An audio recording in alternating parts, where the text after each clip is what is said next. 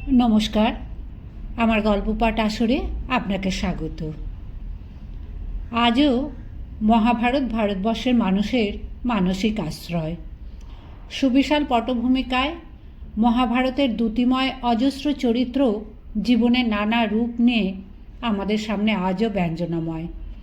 মহাভারতের 100টি দুর্লভ মুহূর্ত খ্যাত ধীরেশচন্দ্র ভট্টাচার্য তার নতুন গ্রন্থে এবার লিপিবদ্ধ করেছেন মহাভারতের নারীদের জীবন কথা। সেই নারী যারা কন্যা, জায়া, জননী নানা রূপে এই মহান ভারত কথাকে সমৃদ্ধ করেছেন, কখনো বা হয়ে উঠেছেন নিয়ন্তা, যাদের প্রভাব কেবলমাত্র মহাভারতের কাহিনীতে নয়, ভাবিকালের ওপরেও পড়েছে। অদিতি, উর্বশী, সত্যবতী, গান্ধারী, কুন্তী, মাদ্রী, হিড়িম্বা, উলুপি, তপতী, সুভদ্রা, সত্যভামা, সুদেশনাদের জীবন আলোচনার আলোকে মহাভারতের নারী গ্রন্থটি বিশেষ উজ্জ্বল। ব্যাসদেবের মূল মহাভারত অনুসরণে রচিত গ্রন্থটি বাঙালির মহাভারত চর্চায় অসামান্য সংযোজন। শুরু করছি মহাভারতের নারী গ্রন্থ থেকে পাঠ। প্রথম পর্ব ব্যাসদেব প্রদত্ত কুরুপাণ্ডব বংশের কুলপঞ্জিকা। বৈশম্পায়ন রাজা জন্মেজয়ের কাছে বিচিত্রবীর্যের 2 বিধবা পত্নীর গর্ভে বেদব্যাস কখন এবং কিভাবে ধৃতরাষ্ট্র এবং পাণ্ডুর জন্ম দিলেন এবং শূদ্রা দাসীর গর্ভে বিদুরের জন্ম দিলেন বলতে শুরু করেন। তখন অধৈর্য ও অসহিষ্ণু জন্মেজেও তাকে অনুরোধ করেন যে সৃষ্টির প্রথম থেকেই তাঁর বংশের কুলপঞ্জিকা আগে সংক্ষেপে তার কাছে বর্ণনা করে তারপর বৈশম্পায়ন বিশদভাবে বর্ণনা দিন। রাজাদের শিরোধার্য করে বৈশম্পায়ন বলতে আরম্ভ করলেন, যিনি প্রলয় পর্যন্ত থাকেন, যাকে নিত্য বলা হয়, যার শারীরিক ক্ষয় হয় না এবং যিনি স্বয়ং নারায়ণ থেকে উৎপন্ন, সেই ব্রহ্মা থেকে মরীচি ও দক্ষ জন্মগ্রহণ করেন। ব্রহ্মা নিজের অঙ্গুষ্ঠ থেকে দক্ষকে এবং 2 নয়ন থেকে মরীচিকে সৃষ্টি করেন। সেই মরীচির পুত্র কশ্যপ এবং দক্ষের কন্যা অদিতি বিশ্বের প্রথম স্বামী স্ত্রী। কশ্যপ থেকে অদিতির গর্ভে সূর্য, সূর্য থেকে মনু, মনু থেকে ইলা, ইলা থেকে পুরুরবা, পুরুরবা থেকে আয়ু, আয়ু থেকে নহুষ, নহুষ থেকে যজাতি জন্মেছিলেন। যজাতির 2 ভার্যা ছিল, একজন শুক্রাচার্যের কন্যা দেবযানী, অপরজন অসুররাজ বৃষপর্বার কন্যা শর্মিষ্ঠা। দেবযানীর গর্ভে যদু ও তুর্বসু এবং শর্মিষ্ঠার গর্ভে দ্রুহ্য, অনু ও পুরু জন্মেছিলেন। তাদের মধ্যে যদু থেকে যাদব বংশ এবং পুরু থেকে পৌরব বংশ সৃষ্টি হয়েছে। পুরুর ভার্যা ছিলেন কৌশল্যা। তার গর্ভে পুরুর ঔরসে জন্মেজয় জন্মগ্রহণ করেন। তিনি 3টি অশ্বমেধ যজ্ঞ করেন এবং একটি বিশ্বজিৎ যজ্ঞ করে তপোবন গমন করেন।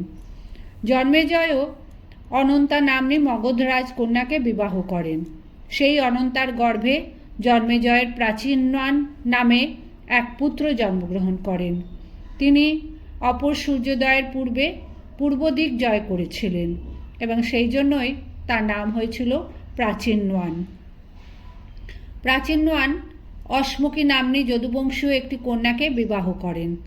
তার গর্ভে প্রাচীনয়ানের সংজাতি নামে পুত্র জন্মগ্রহণ করেন। সংজাতি দৃশোদ্বান রাজার কন্যাকে বিবাহ করেন। সেই কন্যার নাম ছিল বরাঙ্গী। বরাঙ্গীর গর্ভে সংজাতির ঔরসে অহংজাতির জন্ম হয়।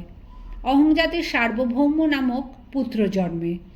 সার্বভৌম যুদ্ধ জয় করে কেকয় দেশের রাজকন্যা সুনন্দাকে অপহরণ করেন ও তাকে বিবাহ করেন। সেই সুনন্দার গর্ভে সার্বভৌমের পুত্র জয়ৎসেন জন্মলাভ করেন। জয়ৎসেন বিদর্ভ রাজকন্যা সুশ্রবাকে বিবাহ করেন। তার গর্ভে জয়ৎসেনের ঔরসে অর্বাচীনের জন্ম হয়। অর্বাচীনও বিদর্ভরাজের মর্যাদা নাম্নী অপর কন্যাকে বিবাহ করেন। সেই মর্যাদার গর্ভে অর্বাচীনের পুত্র অরিহ এর জন্ম হয়। অরিহ অঙ্গদেশীয় রাজকন্যার অঙ্গির পানি গ্রহণ করেন। তার গর্ভে মহাভৌম নামে অরিহের পুত্র উৎপন্ন হয়। মহাভৌম প্রসেনজিৎ রাজার কন্যা সুযোগ্যাকে বিবাহ করেন। তার গর্ভে মহাভৌমের যে পুত্র হয় তার নাম ছিল অযুত নারী। যিনি অযুত পুরুষমেধ যজ্ঞ করেছিলেন সেই জন্যই তার নাম হয়েছিল অযুত নারী। অযুত নারী পৃথুশ্রবা রাজার কন্যা কামার পানি গ্রহণ করেন। কামার গর্ভে অযুত নারীর অক্রোধন নামে এক পুত্র জন্মগ্রহণ করে। অক্রোধন কলিঙ্গ রাজকন্যা করম্ভাকে বিবাহ করেন এবং তার গর্ভে দেবাতিথি নামে পুত্র জন্মগ্রহণ করে। দেবাতিথি মর্যাদা নাম্নী বিদেহ রাজকন্যার পানি গ্রহণ করেন। তার গর্ভে দেবাতিথির একটি পুত্র হয়। তার নাম হয়েছিল দ্বিতীয় অরিহ। অরিহ অঙ্গরাজকন্যা সুদেবাকে বিবাহ করেন এবং তার গর্ভে ঋক্ষ নামে এক পুত্র উৎপাদন করেন। ঋক্ষ তক্ষক রাজার কন্যা জিক্ষলার পানি গ্রহণ করেন এবং তার গর্ভে মতিনার নামক পুত্র উৎপাদন করেন। মতিনার সরস্বতী নদীর তীরে সর্বাঙ্গ সম্পন্ন 12 বর্ষ ব্যাপক একটি যজ্ঞ করেন। সেই যজ্ঞ সমাপ্ত হলে সরস্বতী এসে মতিনারকে প্রতিরূপে বরণ করেন। মতিনার তার গর্ভে তংসু নামে একটি পুত্র উৎপাদন করেন। সেই তংসু আবার ভার্যা কালিন্দীর গর্ভে ইলিন নামক একটি পুত্র উৎপাদন করেন। কালিন্দীর অন্য নাম জালিঙ্গি। ইলিন ভার্যা রথন্তরীর গর্ভে দুষ্মন্ত প্রভৃতি 5 পুত্র উৎপাদন করেন। দুষ্মন্ত বিশ্বামিত্র মুনির কন্যা শকুন্তলাকে বিবাহ করেন। সেই শকুন্তলার গর্ভে ভরতের জন্ম হয়। দুষ্মন্ত কর্তৃক ভরতের গ্রহণ বিষয়ে 2টি দৈববাণী হয়। মাতা তো চর্মকোষের মতো, কিন্তু পুত্র পিতারই বটে। যেহেতু পিতাই পুত্র হয়ে জন্মগ্রহণ করেন, অতএব দুষ্মন্ত পুত্রটির ভরণ পোষণ করো, শকুন্তলার অবমাননা করো না। মহারাজ, বংশরক্ষক পুত্র পিতৃলোককে নরক থেকে উদ্ধার করে। বিশেষত তুমি এই বালকটির জনক, সুতরাং শকুন্তলা সত্যই বলছে। এই দৈববাণীর কারণেই শকুন্তলার পুত্রের নাম হয়েছিল ভরত। ভরত কাশীরাজ সর্বসেনের কন্যা সুনন্দাকে বিবাহ করেন। সেই সুনন্দার গর্ভে ভূমন্য নামে ভরতের একটি পুত্র জন্মে। ভূমন্য যথাসময়ে যদুবংশজাত বিজয়া নাম্নী একটি কন্যার পানি গ্রহণ করেন এবং তার গর্ভে সুহোত্র নামের এক পুত্রের জন্ম হয়। সুহোত্র ইক্ষ্বাকু বংশীয় সুবর্ণা নাম্নী একটি কন্যাকে বিবাহ করেন। সেই সুহোত্রের গর্ভে হস্তির বিকুণ্ঠন নামে এক পুত্র জন্মায়। বিকুণ্ঠন যদুবংশীয় সুদেবাকে বিবাহ করেন। তার গর্ভে বিকুণ্ঠনের যে পুত্র জন্মায় তার নাম ছিল অজমির। অজমিরের 4 স্ত্রী ছিল। তাদের নাম কৈকেয়ী, গান্ধারী, বিশালা ও ঋক্ষা। এই 4 স্ত্রীর গর্ভে অজমিরের 124 জন পুত্র জন্মগ্রহণ করে। সেই পুত্রগণ যথাসময় ভিন্ন ভিন্ন দেশের রাজা হয়ে ভিন্ন ভিন্ন বংশ স্থাপন করে গিয়েছেন। তাদের মধ্যে সংবরণ রাজা পাণ্ডবদের বংশ স্থাপন করে গিয়েছেন। সংবরণ বিবস্বানের কন্যা তপতিকে বিবাহ করেন। সেই তপতির গর্ভে সংবরণের যে পুত্র জন্মে তার নাম ছিল কুরু। কুরু যদুবংশজাত শুভাঙ্গী নাম্নী একটি কন্যার পানি গ্রহণ করেন।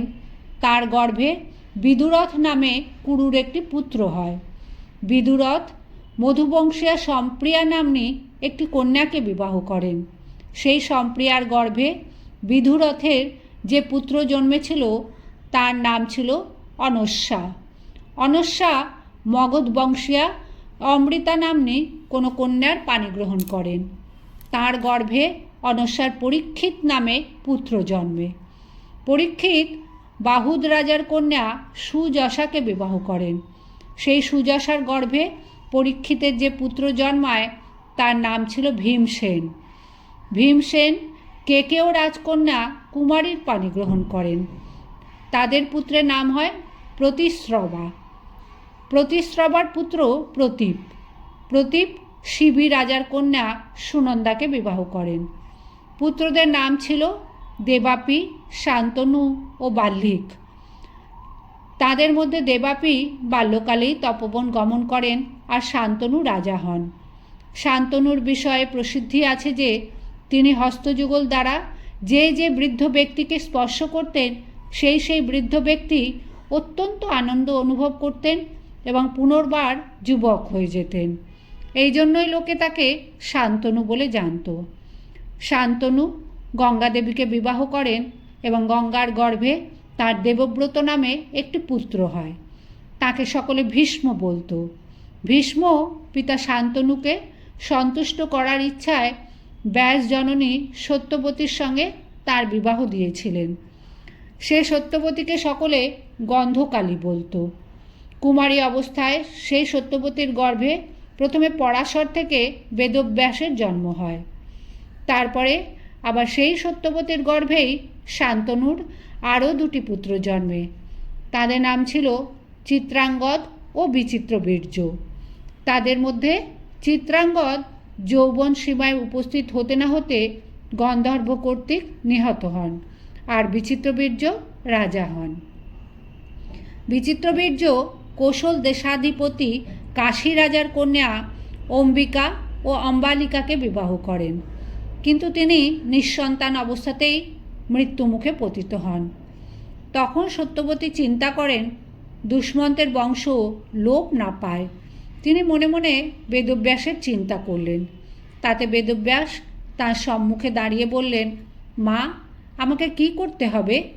তখন সত্যবতী বেদব্যাসকে বললেন, তোমার ভ্রাতা বিচিত্রবীর্য নিঃসন্তান অবস্থাতেই পরলোক গমন করেছেন, সুতরাং তুমি তার উৎকৃষ্ট সন্তান উৎপাদন করো। তাই হোক। এই কথা বলে বেদব্যাস 3টি পুত্র উৎপাদন করলেন। তাদের নাম ধৃতরাষ্ট্র, পাণ্ডু ও বিদুর। তাদের মধ্যে ধৃতরাষ্ট্র রাজা হলেন এবং বেদব্যাসের বরে গান্ধারীর গর্ভে তার 100 পুত্র হল। ধৃতরাষ্ট্রের সেই 100 পুত্রের মধ্যে দুর্যোধন, দুঃশাসন, বিকর্ণ ও চিত্রসেন প্রধান ছিলেন। পাণ্ডুর 2 স্ত্রী ছিল। প্রথম স্ত্রীর নাম ছিল কুন্তী এবং পৃথা, আর দ্বিতীয় স্ত্রীর নাম ছিল মাদ্রী। তারা দুজনেই স্ত্রীরত্র ছিলেন। পাণ্ডু কোনো এক সময় মৃগয়া করার জন্য বনে গিয়ে দেখলেন একটি হরিণীর সঙ্গে রমণে প্রবৃত্ত হয়েছে। সে হরিণ তখনও কামসুখ পাচ্ছিল না কিংবা তাতে তৃপ্তি লাভ করছিল না। অথচ পাণ্ডু সেই অবস্থায় সেই অদ্ভুত হরিণকে বাণ দ্বারা আঘাত করলেন। তখন সেই মৃগরূপধারী মুনি বাণবিদ্ধ হয়ে পাণ্ডুকে বললেন, রাজা, কামসুখ না পাওয়া অবস্থায় আমাকে বধ করলে, অথচ তুমি নিজেও কামরসে অভিজ্ঞ। তুমিও মৈথুনে প্রবৃত্ত হয়ে কামসুখ না পাওয়া অবস্থাতেই মৃত্যু লাভ করবে। পাণ্ডু এর ফলে অত্যন্ত বিষণ্ণ থাকতেন। সাপের বিষয়ে মৈথুন পরিত্যাগ করার জন্য ভার্যাদের কাছে যেতেনই না। সেই অবস্থায় একদিন বললেন, কুন্তী, আমি নিজের অবিমিশ্রকারিতা দোষে এই দুঃখ ভোগ করছি, অথচ শুনে থাকি যে নিঃসন্তান লোকের গতি হয় না। অতএব তুমি আমার জন্য পুত্র উৎপাদন করো। পাণ্ডু একথা বললে কুন্তী 3টি পুত্র উৎপাদন করলেন। ধর্ম থেকে যুধিষ্ঠির, বায়ু থেকে ভীমসেন এবং ইন্দ্র থেকে অর্জুনকে। তাতে পাণ্ডু সন্তুষ্ট হয়ে কুন্তীকে বলেন, তোমার সপত্নী এই মাদ্রীরও সন্তান হয়নি, সুতরাং এর গর্ভেও পুত্র উৎপাদন করাও। তাই হোক। এই বলে কুন্তী মন্ত্রটি মাদ্রীকে দিলেন। অশ্বিনী কুমারদ্বয় এসে মাদ্রীর গর্ভে নকুল ও সহদেবকে উৎপাদন করলেন। কিছুদিন পরে মাদ্রীকে অলঙ্কৃত দেখে পাণ্ডু রমণের ইচ্ছা করে তাকে স্পর্শ করলেন এবং সঙ্গে সঙ্গে মৃত্যুমুখে পতিত হলেন। মাদ্রী কুন্তীর নিকট নকুল সহদেবকে সমর্পণ করে পাণ্ডুর চিতাগ্নিতে সহমরণে গেলেন। তপস্বীগণ কুন্তী এবং পাণ্ডুর 5 পুত্রকে নিয়ে হস্তিনাপুর গেলেন। দুর্যোধন বাল্যকাল থেকেই পাণ্ডবগণের প্রতি বিদ্বেষ ভাব পোষণ করত। সে পাণ্ডবদের বিনাশের ব্যবস্থা করছিল। পিতাকে দিয়ে দুর্যোধন পাণ্ডবদের বারাণবতে পাঠিয়ে অগ্নিতে ভস্মীভূত করার ব্যবস্থা করল। বিদুরের পরামর্শে পাণ্ডবগণ রক্ষা পান। পাঞ্চাল রাজধানীতে গমন করে তারা দ্রৌপদীকে ভার্যা লাভ করেন। দ্রৌপদীর গর্ভে যুধিষ্ঠিরের প্রতিবিন্ধ্য, ভীম সুতোসোম, অর্জুন শ্রুতকীর্তি, নকুল শতানিক এবং সহদেব শ্রুতকর্মাকে পুত্ররূপে উৎপাদন করেন। যুধিষ্ঠির শিবির বংশীয় গোবাসন রাজার কন্যা দেবিকাকে স্বয়ংবরে লাভ করেন।